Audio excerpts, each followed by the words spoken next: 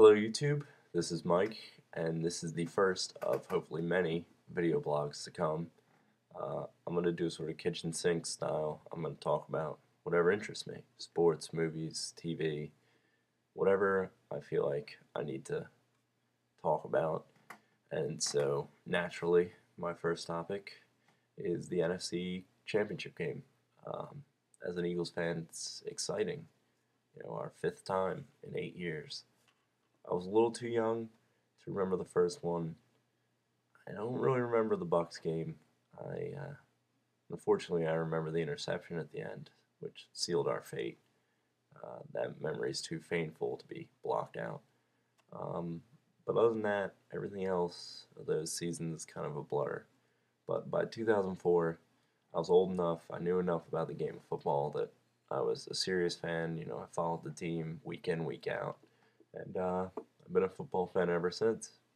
I always used to be a basketball fan, but now I'm a football fan, and that's just how it's been for me. And so, naturally, the prospect of going to the Super Bowl is amazing when you consider how this Eagles team has been all year.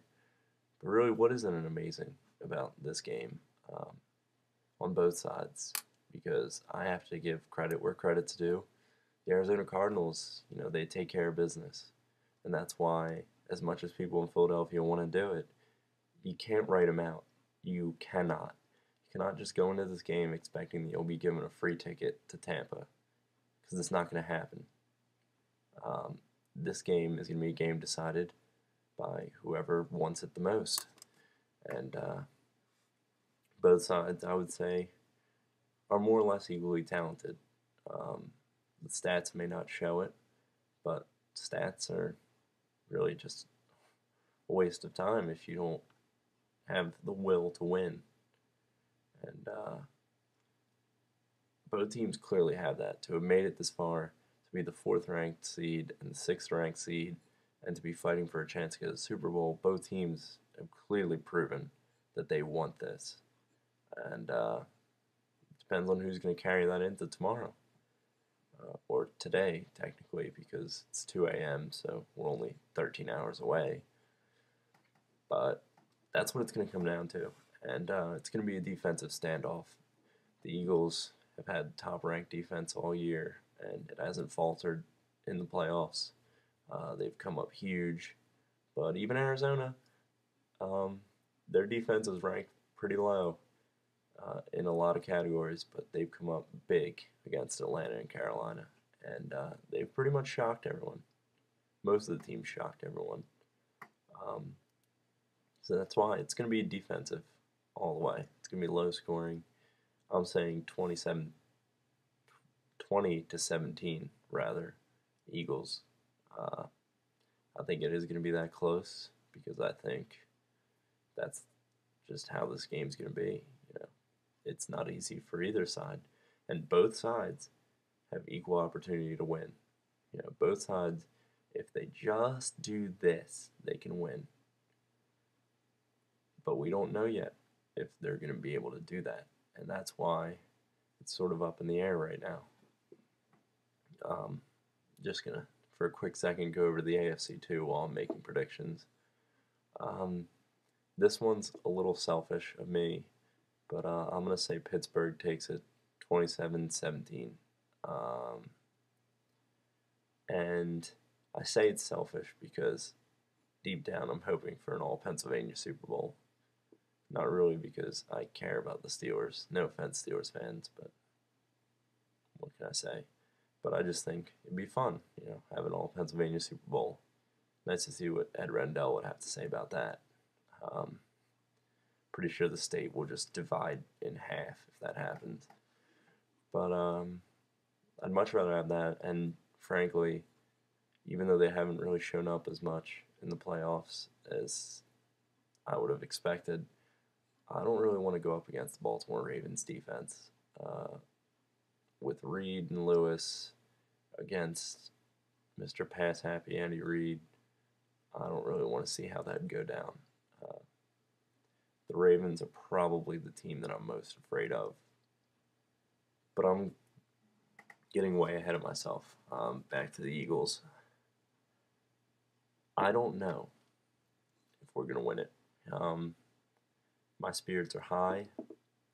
I'm still riding on the Phillies wave of confidence. Um, and I've turned over a new leaf in 2009 thanks to the Phillies.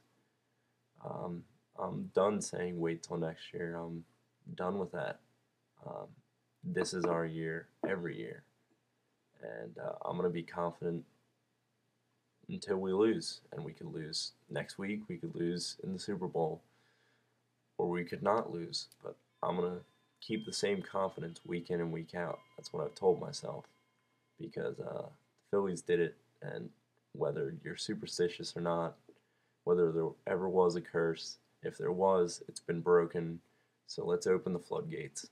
The Eagles have a legitimate shot. The Flyers, from what I hear, I'm not much of a hockey fan, but they're doing extremely well. And I watched them when they were in the playoffs last. And it was pretty exciting, even though I'm not a hockey fan. You know, it's still nice to watch a team from your town doing well. And I hope someday the Sixers will get there. But the fact of the matter is, with Boston and Cleveland in their conference, they're not going anywhere for a long, long, long time. But they're still an exciting team to watch. Anyway, wrong sports. Back to the Eagles. I'm trying to stay confident. And you know what? I think we can do this. And I think we should do this. And there's one big reason I say that, and it's Brian Dawkins.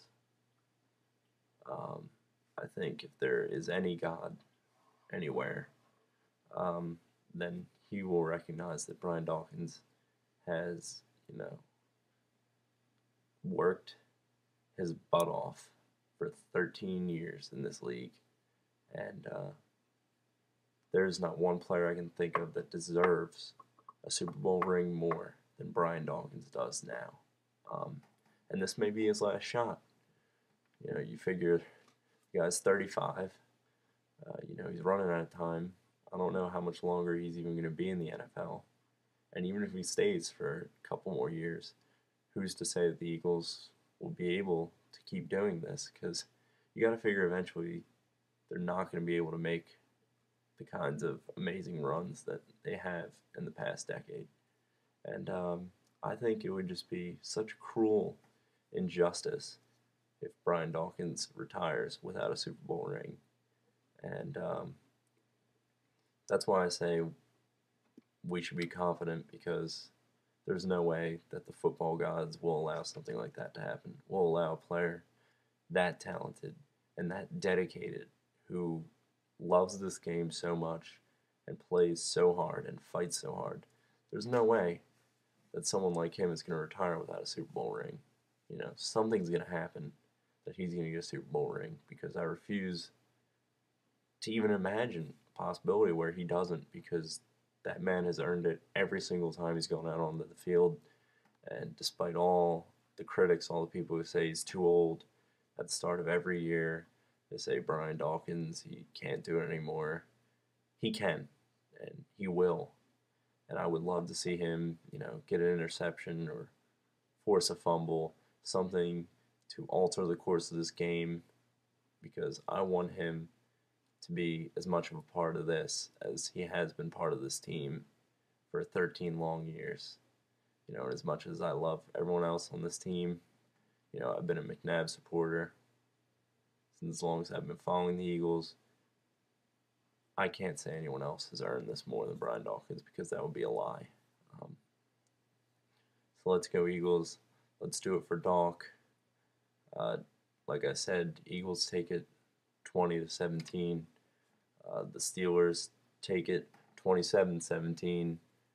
It should be an exciting week of football, or a day of football, I guess. And I don't think anyone from any four of the teams should walk away disappointed. I know that we do and we will, but your teams have made it this far, so be happy about that and enjoy that you can say you made it this far. And if you make it further, then good job to you. See you in the Super Bowl.